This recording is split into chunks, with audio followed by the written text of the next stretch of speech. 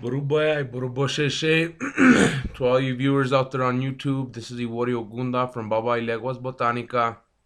Um, I'm making this video in response to a gentleman who sent me a message, and one thing I wanted to let you guys know is, I'm not the type of guy to email other people and say, hey, you need to follow Ifa, or you're gonna go to hell, or you're not following this the right way, or that's just not me. I let people do what they want.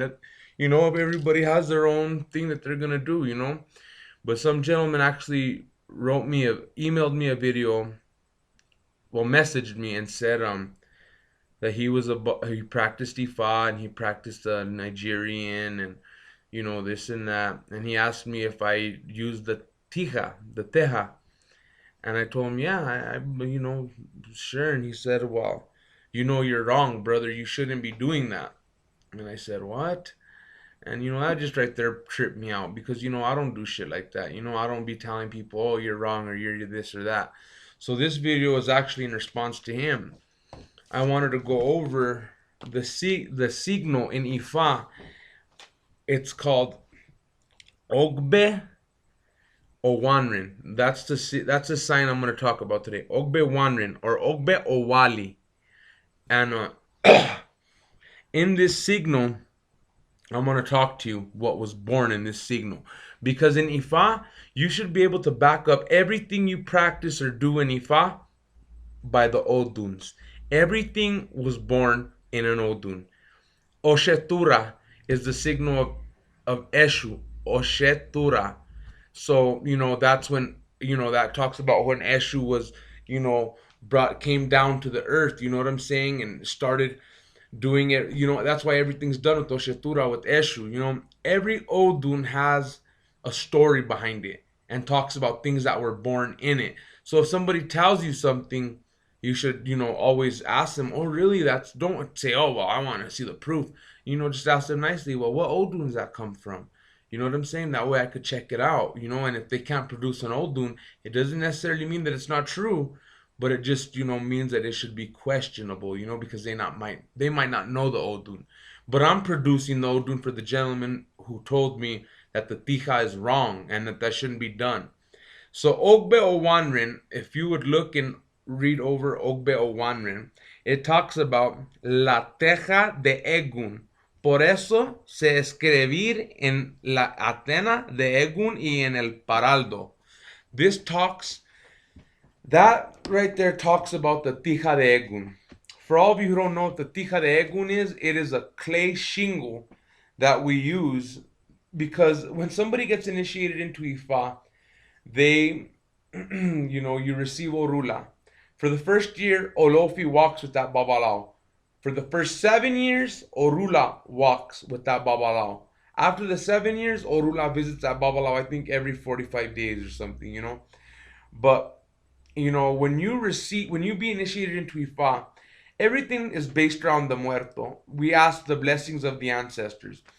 But when you start to receive orishas like Osain, Orun, Abita, Olokun. These are Odua. These are orishas that are very, very strong with the muertos. You know what I'm saying? So for somebody who doesn't have Osain or Abita, Orun, Olokun, these are orishas that you need for, they have a strong Odua, they have strong eggun power, potential, But for somebody who wouldn't have that, you would go with the tija, because the tija is it's a clay shingle that gets washed with tomierro, other stuff that Abawarao does to it. They write firmas on it of the eggun, whatever, and they do sacrifices to give it that energy, and that tija is now consecrated and used for eggun ceremonies. You know what I mean? So there's many different ways of venerating the eggun. I've seen many different things. Now, does that mean it's wrong? No. Does that mean I'm wrong? No. I follow personally. Yeah, I was initiated into Ifa, you know, by a very, very respectable house. It was Nigerian. It comes from the state of Ogun. Yeah, and I respect them. I practice both Nigerian and Lukumi, you know. But I can't go into depth about that because you would have to be a Babalao to understand. You know, Ifa is a Ifa's power is knowledge, and I don't want to talk too much about that guy, who emailed me saying that I was wrong or whatever for believing in the Tija. Right there, brother, if you look up ogbe owanrin, ogbe owali, that'll tell you everything you need to know about the Tija, So anyways, but when you become a Babalao, it is a lifelong journey that you're committing yourself to. A Babalao is like a doctor, that's why we say in our prayer, we have a prayer. Orumila ileri ipini bikejo lo dumari ajeju o oguno biritia pijoi kuda aluomi otoibajaye.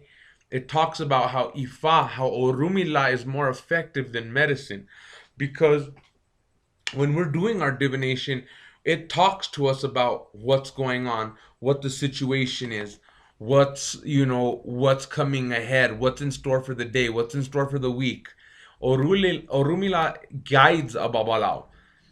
So yeah, Ifa's power is his knowledge, but at the same time, when you start receiving orishas like Osain, Orun, Olokun, Ogun Fundamento, these are orishas that are very, very strong, and not to be taken lightly and played with like a game or a joke, Osain, there's some babalaos who dedicate their whole life to just studying tratados and firmas of Osain, because that's how strong Osain is.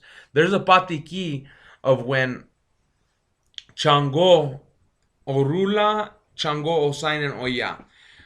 Osain had some kind of vendetta against Orula. So he started doing brujeria to Orula, and Orula wasn't able to see what was going on because Osain had casted a block, so Orula couldn't see. So Orula went to Chango's house and told him, Chango, something's going on. I know it, this, and this. Combine your power with mine. Let's see what's going on. So when they did that, they seen Osain's face. Okay, well, Shango got very infuriated because he was doing that to Urula. Him and Oya went to Osain's to tell him what's going on. A big fight happened. Shango struck at Osain. And that patiki, Osain is a very strong Orisha. He knows all the herbs are under Osain. So that's why, Osain, is Osainista. That's what this koyar is right here, Osain, you know. And Osain is a very, very beautiful Orisha, and he's a very strong Orisha.